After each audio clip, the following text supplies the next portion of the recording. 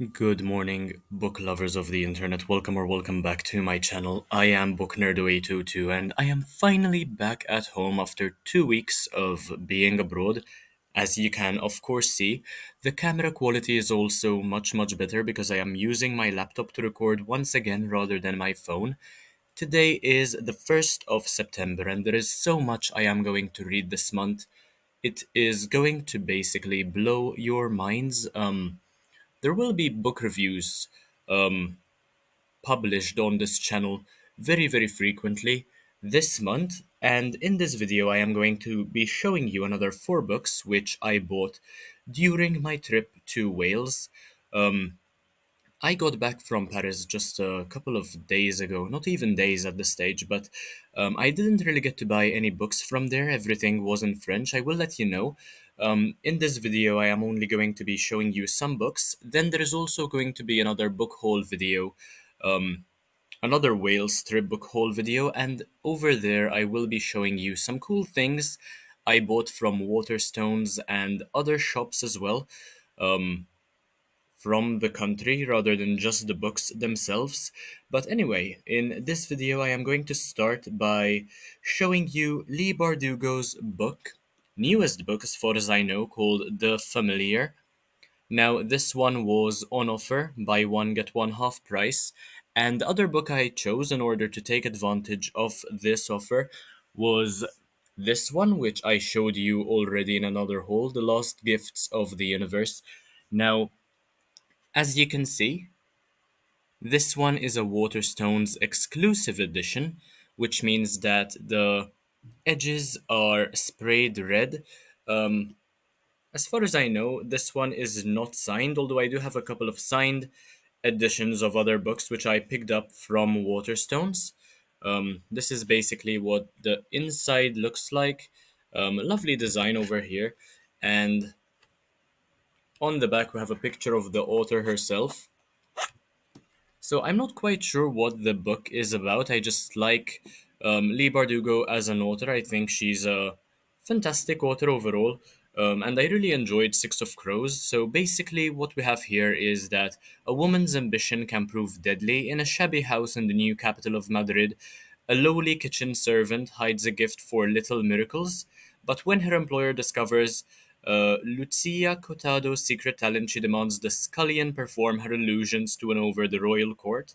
That is apparently um, part of the concept without any spoilers. I will not be reading the rest just in case there is anything that might spoil the whole story, but it does seem to be an interesting concept, and the cover also looks very fascinating with a scorpion, a ring, quite an old-fashioned looking cover, an oil painting perhaps on a canvas or something. Lovely stuff overall. Next book I have to show you. So, a couple of months ago, I think it's been, if not years, I read this story by Harlan Ellison called I Have No Mouth, But I Must Scream. And from Waterstones, I found this edition of Harlan Ellison's greatest hits with a foreword by Neil Gaiman, one of my favorite writers of all time.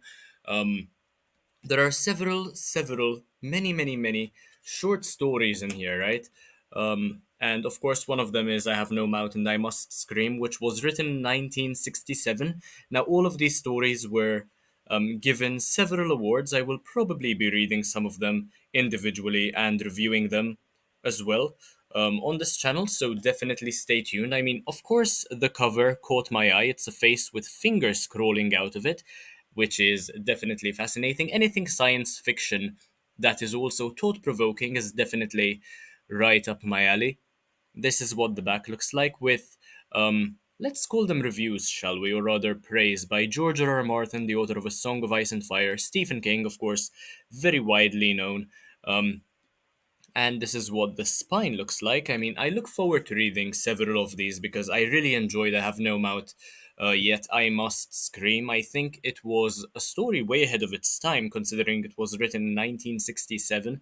And yeah, I mean, this author's style is something that is also definitely way down my alley. Next, I have a book by yet another one of my favorite authors called Lewis Sachar, the author of Holes, Small Steps, There's a Boy in the Girl's Bathroom.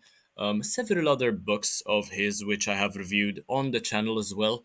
Um, for example, there's also dogs don't tell jokes, that sort of thing. Anyway, something with a face as well.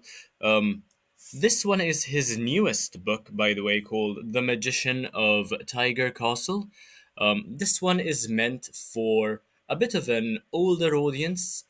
Um, his first adult novel rather than young adult novel, I suppose.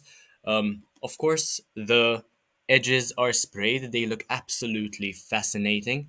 Tigers all over the place. It is also a signed edition. I will show you the signature in a bit. Um,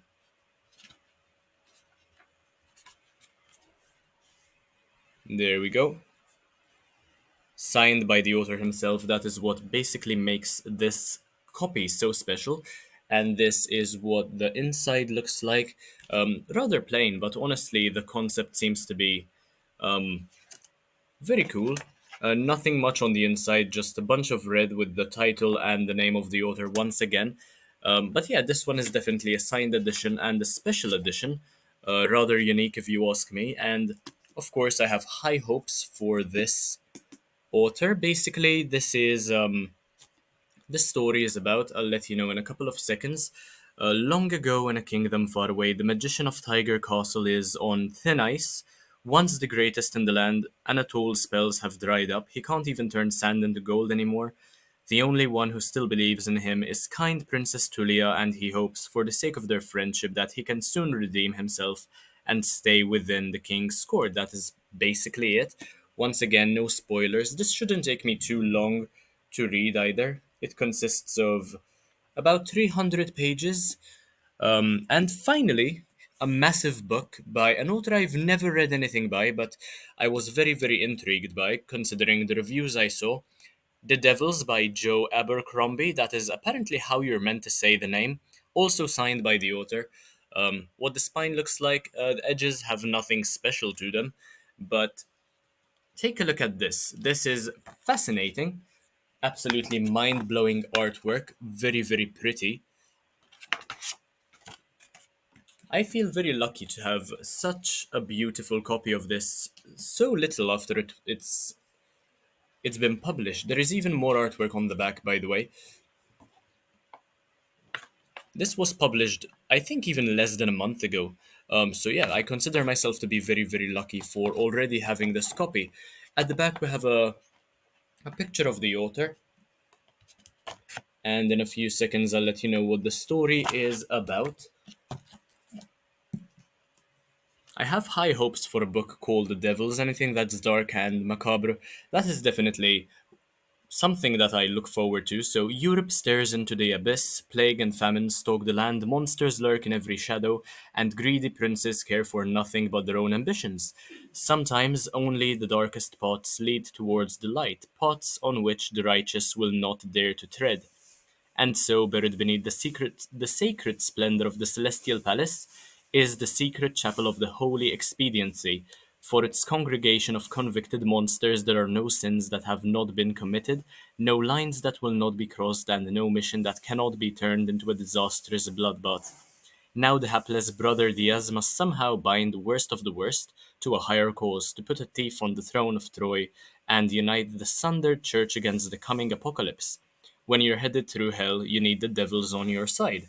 Honestly, quite an intriguing sort of description for the book, but this one does consist of 600 pages, or close to 600 pages. It will take me quite a while to get through. Anyway, brilliant concept. I will probably start reading it sometime later in the year, maybe right around the time Halloween rolls around, towards the end of October, perhaps. I'm not quite sure. And yeah, the signature. I don't think I've shown you that just yet. Very, very simple signature signed by the author over there. Yeah, that is all I had to say for today's video. All the books I wanted to show you anyway. There will be another one coming very soon, so definitely stay tuned. And also make sure to take a look at all the whales videos I made. They're all in a playlist. So yeah, thanks for watching. If you enjoyed, make sure to leave a like, comment, share, subscribe. Take a look at the rest of the content because why not? It's absolutely amazing. and I'll see you in the next one, hopefully very, very soon. Bye, guys.